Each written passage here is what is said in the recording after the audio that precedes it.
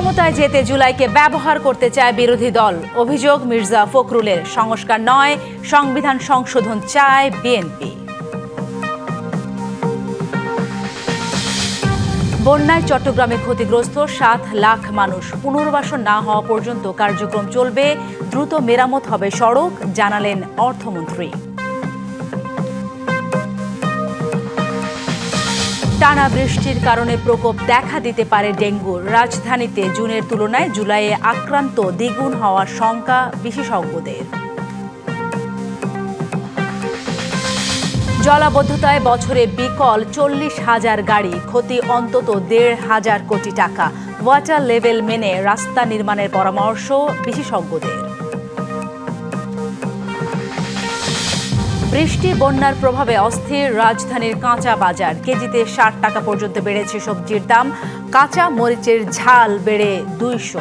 ক্ষমতায় যেতে জুলাইকে ব্যবহার করতে চায় বিরোধী দল, এমন অভিযোগ করেছেন বিএনপি মহাসচিব ও স্থানীয় সরকার মন্ত্রী মির্জা ফখরুল ইসলাম আলমগীর। সকালে জাতীয় প্রেস ক্লাবে আলোচনা অনুষ্ঠানে তিনি এমন অভিযোগ করেন। জুলাই সনদে বিএনপি সহ সবাই সই করেছে, তবে গণভোটের একটি অংশ নিয়ে বিএনপির সাথে আলোচনা করা হয়নি, এমন অভিযোগও করেন মির্জা ফখরুল। উচ্চ কক্ষের বিষয়ে বিএনপি কখনোই একমত হয়নি উল্লেখ করে তিনি বলেন, প্রত্যেকটি দল তাদের ম্যানিফেস্ট অনুযায়ী কাজ করবে এমনটি বলা হয়েছে, এখন আবার ভুল ব্যাখ্যা দেওয়া হচ্ছে। এছাড়া বিএনপি সংবিধান সংস্কার নয়, সংশোধন করতে চায় বলেও জানান বিএনপি মহাসচিব। আপনার তাদের ক্ষমতায় যাওয়ার জন্য আরেকটা হাতিয়ার। জুলাইয়ের আন্দোলন শুধু ওই জুলাই মাসেরই আন্দোলন নয়। জুলাইয়ের আন্দোলন কিন্তু আমরা দীর্ঘকাল ধরে ফ্যাসিবাদের বিরুদ্ধে দীর্ঘকাল ধরে প্রায় 18-19 বছর ধরে যে লড়াই হয়েছে, সেই লড়াইয়ের ফলশ্রুতি হচ্ছে আমাদের এই 24 জুলাইয়ের আন্দোলনের ফলশ্রুতিতে আমরা সেভাবে এসেছি। কয়েকদিনে টানা বৃষ্টির কারণে ডেঙ্গুর দাপট আরও বাড়তে পারে। আগামী 2 থেকে 3 সপ্তাহের মধ্যে এর প্রভাব দৃশ্যমান হবে, এমনটাই জানিয়ে বিশেষজ্ঞরা বলছেন, মশা নিয়ন্ত্রণ কার্যক্রম জোরদার করতে ব্যর্থ হলে এ মাসে ঢাকায় ডেঙ্গু আক্রান্ত জুনের তুলনায় দ্বিগুণ হতে পারে। বর্ষাকাল শুরু হতেই নগর জীবনে অন্যতম আতঙ্কের নাম ডেঙ্গু। বছরের প্রথম দিকে কম থাকলেও ডেঙ্গু আক্রান্তের সংখ্যা বাড়তে থাকে জুন মাসে। জুলাইয়ে টানা বৃষ্টির কারণে বাড়তে শুরু করেছে এর প্রকোপ। ইতিমধ্যে চলতি মাসের 15 দিনে ডেঙ্গু আক্রান্ত ছাড়িয়েছে 3000। এ অবস্থায় সরকারের মশক নিধন কর্মসূচির সফলতা নিয়ে প্রশ্ন তুলেছেন অনেকে। কীটতত্ত্ববিদরা বলছেন, এবছর আর্দ্রতা, তাপমাত্রা ও বৃষ্টি সবই বেশি, যা এডিসের বংশ বিস্তারের জন্য আদর্শ পরিবেশ। এডিস স্ত্রী মশা তারা একবারে 100টার মতো ডিম পাড়তে পারে, যেখানে কিউলেক্স মশা ভেলা আকারে ডিম পাড়ে, যেটা লক্ষ লক্ষ হতে পারে। কিউলেক্স মশাটার সংখ্যা যেহেতু বেশি, উৎপাদনের সংখ্যা বেশি, সেজন্য কিউলেক্স মশাটা আমরা বেশি দেখি, এডিস মশাটা দেখি না। কিন্তু এডিস মশাটা ঠিকই কিন্তু আমাদের রোগ ছড়াচ্ছে। বৃষ্টি হচ্ছে না, বা বৃষ্টি অনেকদিন ধরে বৃষ্টি হচ্ছে না, কিন্তু হঠাৎ করে বৃষ্টি হলে দেখেন যে মশার উপদ্রব বেড়ে গেল। এটা একমাত্র কারণ যে আগের সময় যে ডিমটা পেরে গেছিল সেটা তারা তাড়াতাড়ি ফুটিয়ে তারা মশার জন্ম দিতে পারে। জনস্বাস্থ্যবিদরা বলছেন, মশা নিয়ন্ত্রণে জরুরি ভিত্তিতে পদক্ষেপ নেবার পাশাপাশি ডেঙ্গু চিকিৎসায়ও মনোযোগ দিতে হবে। এবারে যে ব্যাপক বৃষ্টিপাত হলো এবং সারা দেশ জুড়ে এডিস মশা প্রজননের যে পানি জমে সেটা জমেছে, আগামী 2-3 সপ্তাহের মধ্যেই তার একটা লক্ষণ পাওয়া যাবে। আমাদের সরকারের দরকার যত কন্টেনার আছে যেখানে পানি জমে থাকে, সেই কন্টেনারগুলো সংগ্রহ করে সেগুলোকে ফেলে দেয়া।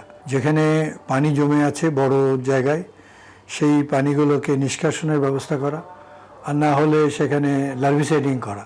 এসব পদক্ষেপ নিতে ব্যর্থ হলে বর্ষায় ডেঙ্গু সংক্রমণ বাড়তেই থাকবে, বলেন এই বিশেষজ্ঞ। জরুরি ভিত্তিতে। Tahsina Jessy, DBC news, Dhaka. জলাবদ্ধতার কারণে রাজধানী বন্দর নগরী সহ সারা দেশে প্রতি বছর অন্তত 40,000 যানবাহনের ইঞ্জিন, বিকল সহ বিভিন্ন যন্ত্রাংশ ক্ষতিগ্রস্ত হয়।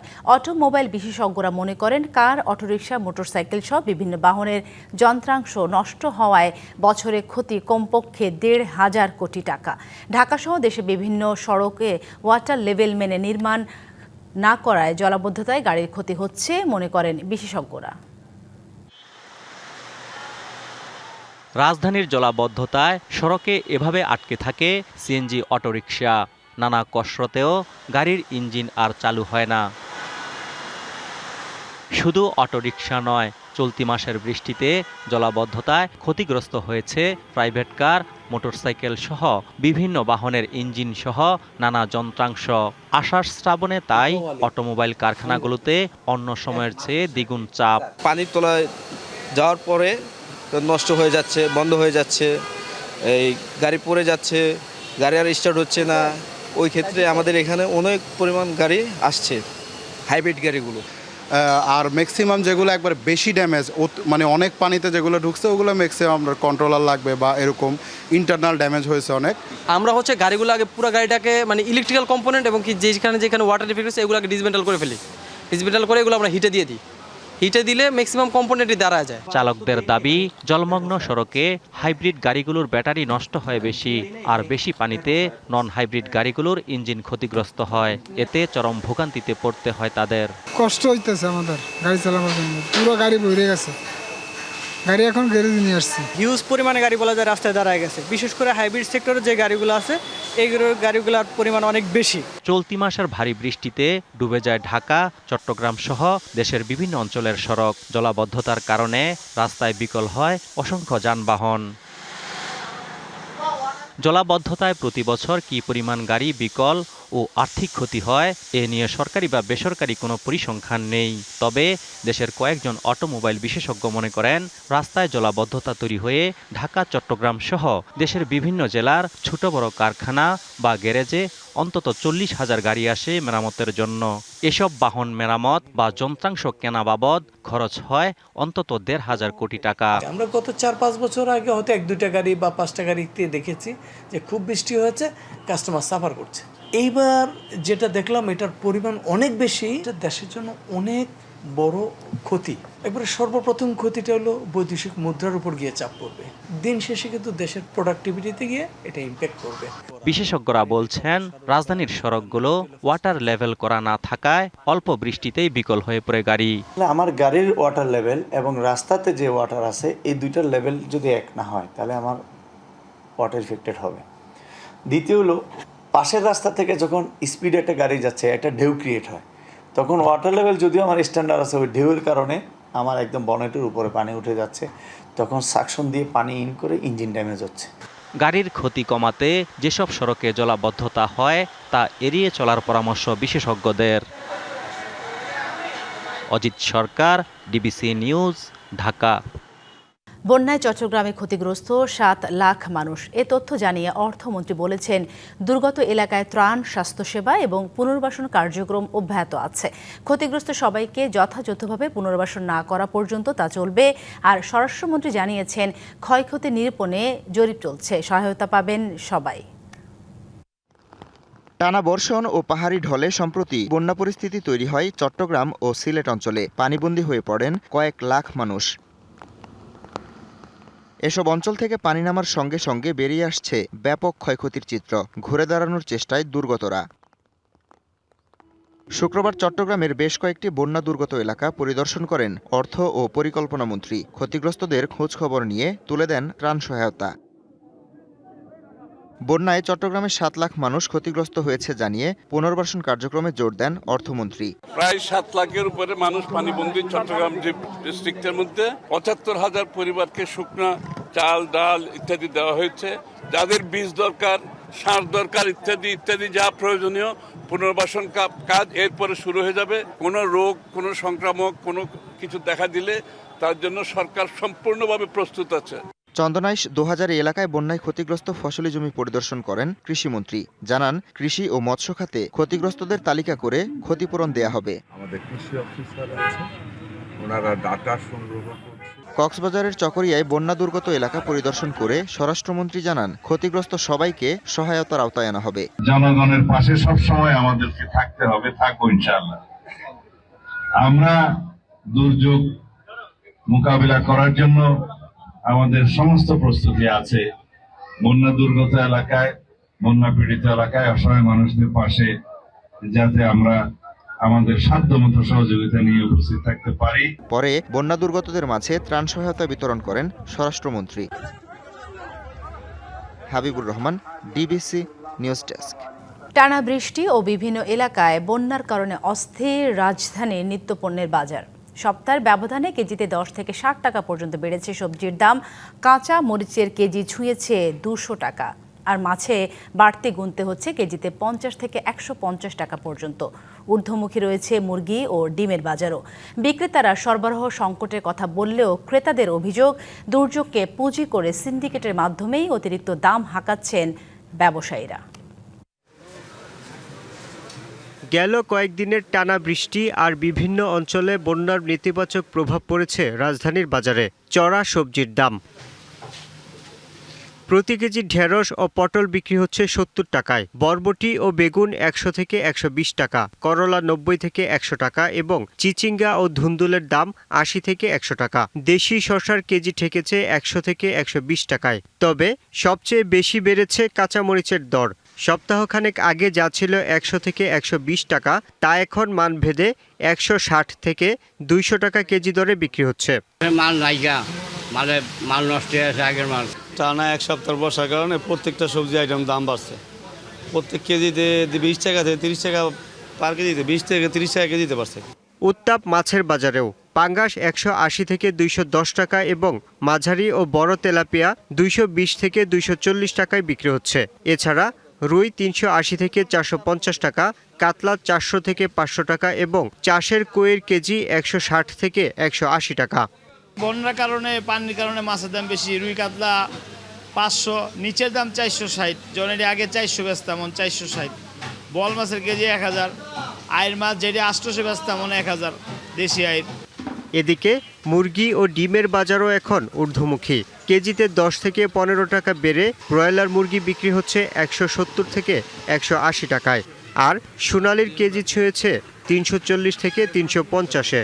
একই সাথে 5 থেকে 8 টাকা বেড়ে মুরগির ডিমের হালি বিক্রি হচ্ছে 45 থেকে 48 টাকায়। শুক্র বৃহস্পতিবার সেলটা বেশি দেখে একটু মালটা কম আসে, পাইকার একটু কম, মানে এই জন্য একটু বাড়তি বাজার। বৃষ্টির কারণে মাল আসতে পারে না, এটা একটা অজুহাত, কিন্তু আসলে এটা অজুহাত না, এটা হয়তোবা সিন্ডিকেটের কারণে হয়তোবা এই সিস্টেমটা হয়েছে আর কি।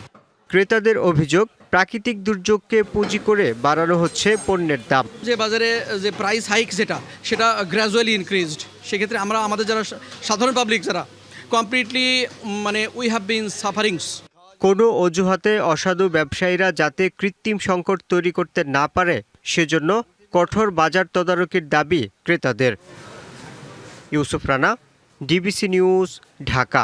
2 বছর পেরিয়ে গেলেও ধরা ছোঁয়ার বাইরে নরসিংদী জেলা কারাগার থেকে পালিয়ে যাওয়া 166 জন বন্দী। উদ্ধার হয়নি লুট হওয়া 26টি আগ্নেয়াস্ত্রসহ 6000 রাউন্ডেরও বেশি গোলাবারুদ। পলাতক বন্দী, লুটের অস্ত্র ও গুলি আইনশৃঙ্খলা পরিস্থিতির জন্য হুমকি হিসেবে দেখছেন স্থানীয়রা। পালানো বন্দীদের দ্রুত গ্রেপ্তারের দাবি তাদের। 2024-এর গণ অভ্যুত্থানে সরকার পতনের আগে 19 জুলাই নরসিংদী জেলা কারাগারে হামলা, ভাঙচুর ও অগ্নিসংযোগের ঘটনা ঘটে। এ সময় কারাগার থেকে পালিয়ে যায় 826 জন বন্দীর সবাই। লুট হয় 85টি আগ্নেয়াস্ত্র ও 8000-এর বেশি গোলাবারুদ। আগুনে জ্বালিয়ে দেয়া হয় বিভিন্ন মামলার গুরুত্বপূর্ণ নথিপত্র। পলাতক বন্দীদের মধ্যে অনেকে আত্মসমর্পণ ও গ্রেপ্তার হলেও এখনও ধরাছোঁয়ার বাইরে 166 জন। লুট করা অস্ত্রের মধ্যে ফেরত এসেছে 43টি আর উদ্ধার করা হয়েছে 16টি। তবে এখনও হদিস নেই 26টি আগ্নেয়াস্ত্রের। লুট হওয়া অস্ত্রের অবাধ ব্যবহার ও পলাতক বন্দীদের সক্রিয়তা দেশের সামগ্রিক আইনশৃঙ্খলা পরিস্থিতির জন্য বড় ধরনের ঝুঁকি তৈরি করছে। চরাঞ্চল আছে, ওইখানে আধিপত্যকে কেন্দ্র করে এই অস্ত্রগুলো ব্যবহার হয়েছে। এই অস্ত্রগুলো যদি উদ্ধার না হয় তাহলে নরসিংদীর যে সাধারণ যে নাগরিক আছে আমরা, তারা কেউই নিরাপদ না। এগুলি দিয়া অনেক চুরি ডাকাতি, অনেক রাজধানী দেশে বেড়ে গেছে, অপরাধ বেরিয়ে গেছে, তাদের চক্র মহল্লায় মহল্লায় বৃদ্ধি পাচ্ছে। সরকার সক্রিয় হলে এই অপরাধীদের দ্রুত ধরা সম্ভব। বাংলাদেশ পুলিশ অনেক দেশের চাইতে খুব তৎপর পুলিশ বাংলাদেশ পুলিশ।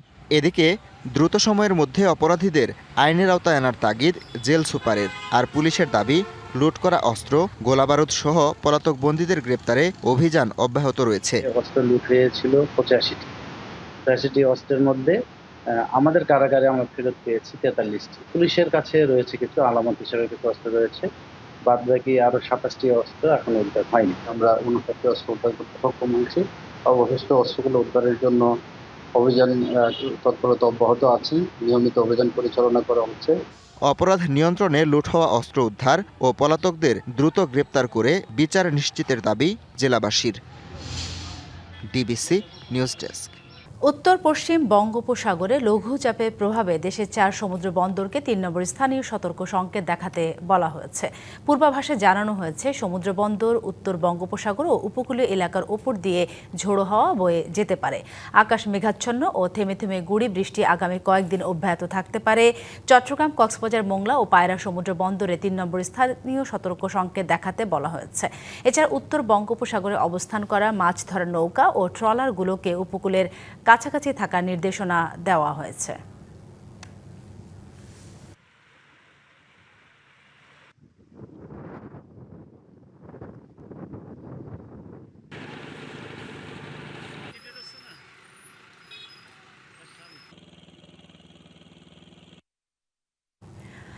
টানা অতিবৃষ্টি ও অস্বাভাবিক জোয়ারে ভোলার বিচ্ছিন্ন দ্বীপ উপজেলা মনপুরায় সৃষ্টি হয়েছে জলাবদ্ধতা।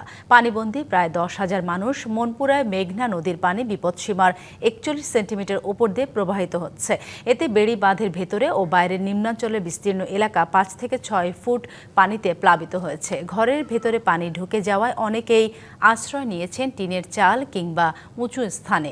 খাদ্য সংকট, নিরাপদ আশ্রয়ের অভাব ও সাপের আতঙ্কে মানবেতর জীবন কাটছে তাদের। সবচেয়ে বেশি দুর্ভোগে মনপুরা ইউনিয়নের 8 নম্বর ওয়ার্ডের 60 কলোনির বাসিন্দারা। পানিবন্দী পরিবারগুলোর মধ্যে দেখা দিয়েছে বিশুদ্ধ পানি ও খাদ্য সংকট। এখনো কোনো সরকারি প্রশাসন, এলাকার কোনো নেতা কর্মী আমাদেরকে আজ পর্যন্ত দেখে না। ছেলেমেয়েদের নিয়ে খোলাবার নিয়ে বহুত কষ্ট দিছি। এখন ঘরের ভিতরে এক গলা পানি।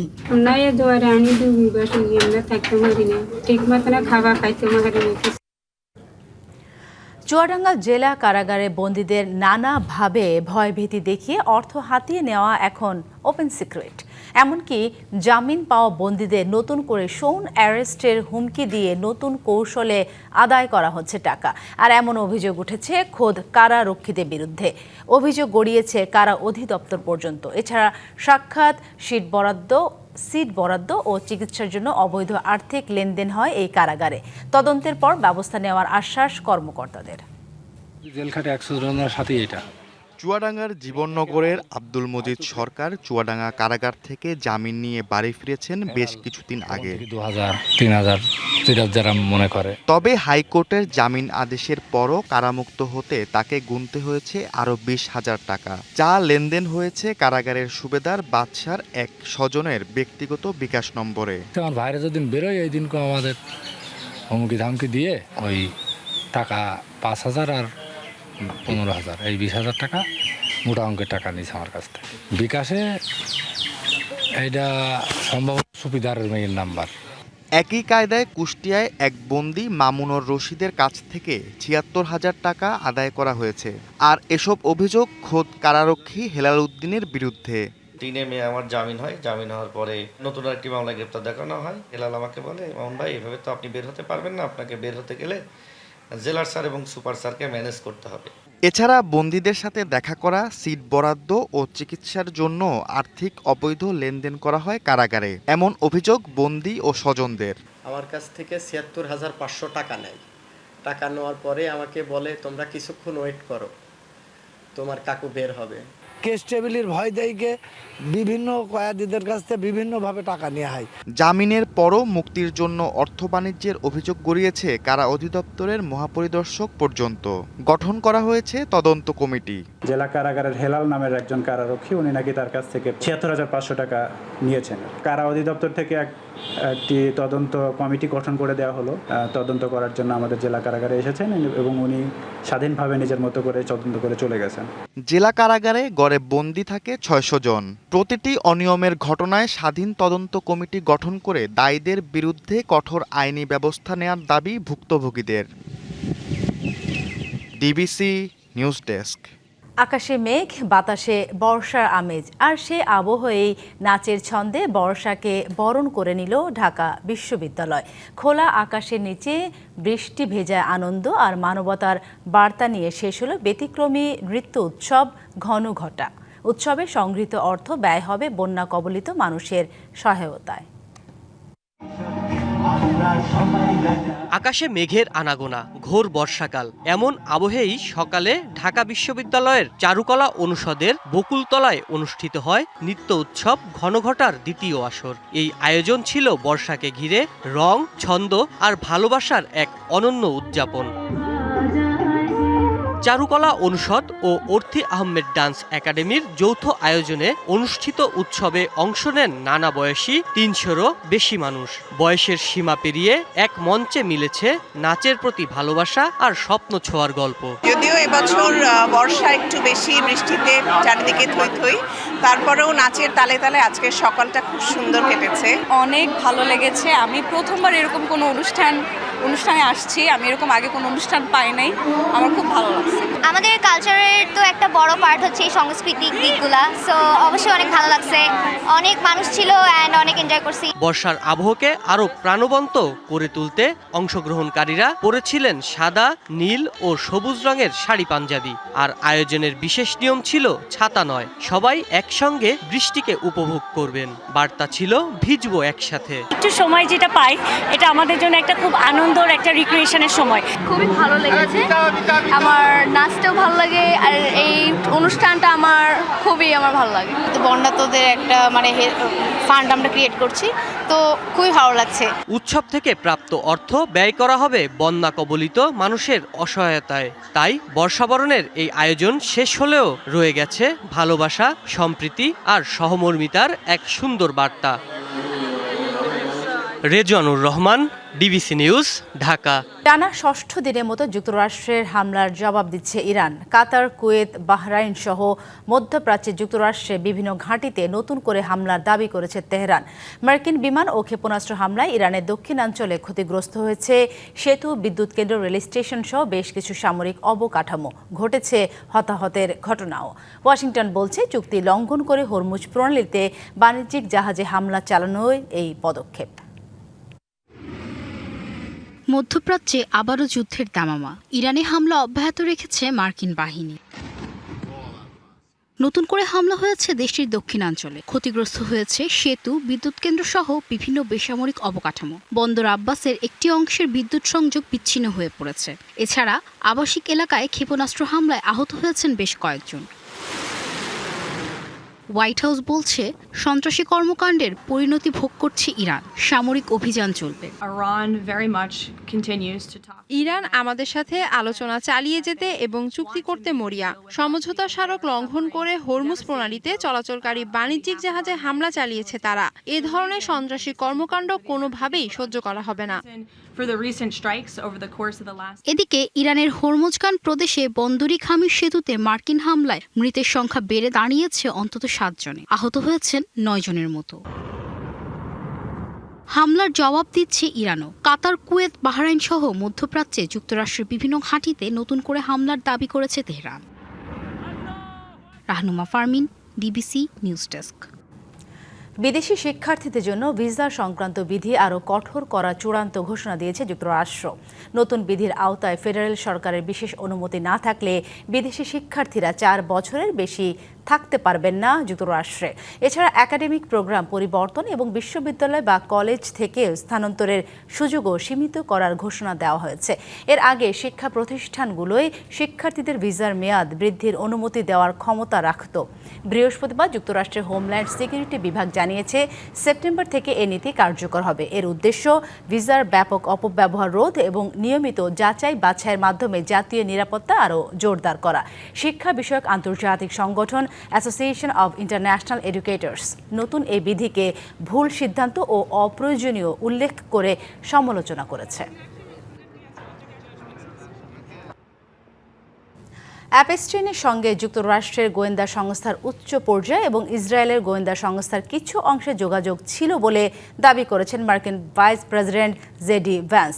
জনপ্রিয় পডকাস্টার জো রোগানকে দেওয়া সাক্ষাৎকারে ভ্যান্স বলেন, যুক্তরাষ্ট্রের রাজনৈতিক বাম ও ডান উভয় শিবিরে অ্যাপস্টাইনের বন্ধু ছিল। তিনি স্বীকার করেন অ্যাপস্টাইন সংক্রান্ত নথি প্রকাশের ক্ষেত্রে ট্রাম্প প্রশাসন ভুল করেছে, যার ফলে বিভ্রান্তি ও অবিশ্বাস তৈরি হয়েছে। এদিকে প্রকাশিত অ্যাপস্টাইন ফাইলগুলোতে ইসরায়েলের সাবেক প্রতিরক্ষা মন্ত্রী এহুদ বারাক সহ কয়েকজন ইসরায়েলির সঙ্গে যোগাযোগের তথ্য থাকলেও তিনি কোনো গোয়েন্দা সংস্থার এজেন্ট ছিলেন না এমন সরাসরি প্রমাণ মেলেনি। ডিবিসি সংবাদে এই ছিল এখনকার মতো। ডিবিসি নিউজের সংবাদগুলো পড়তে ভিজিট করুন dbcnews.tv আর ভিজিট করুন ডিবিসির ফেসবুক পেজ এবং ইউটিউব চ্যানেল। ডিবিসির সঙ্গেই থাকুন।